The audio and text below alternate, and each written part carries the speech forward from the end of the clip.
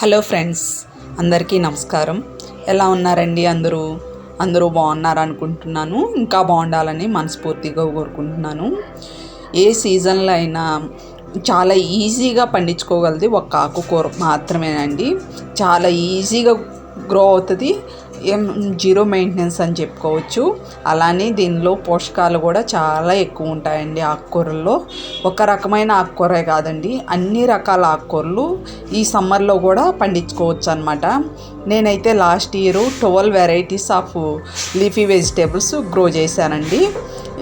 మేము ఇష్టంగా తినేది కూడా ఆకుకూరలే అనమాట.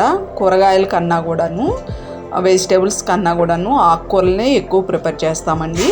ప్రతి డే బై డే, ప్రతి రోజు విడిచి రోజు మేము ఖచ్చితంగా ఆకుకూరలు హార్వెస్ట్ చేస్తాను అనమాట.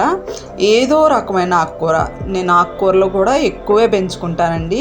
ఒకటి అయిపోయే టైంకి ఇంకోటి రెడీగా ఉంటుంది అనమాట. అలా పెంచుకుంటాను. ఫస్ట్ హార్వెస్ట్ చేసింది అయితే కోడి తోటకూర అండి. సెకండ్ ఇప్పుడు హార్వెస్ట్ చేసేది మాత్రం పెరుగు తోటకూర అనమాట. ఇలా తోటకూరలో కూడా రకరకాలుగా వేసుకుంటూ ఉంటాను. అలానే పాలకూర, చుక్కకూర, బచ్చలి, అమెరికన్ బచ్చలి, ఇంకా మెంతి కూర, ఇలా చాలా వెరైటీస్ వేసుకుంటూ ఉంటానండి. బచ్చల కూర ఉంది, ఇంకా పొనగంటి కూర అక్కడక్కడ కలెక్ట్ చేస్తే అది దొరుకుతుంది.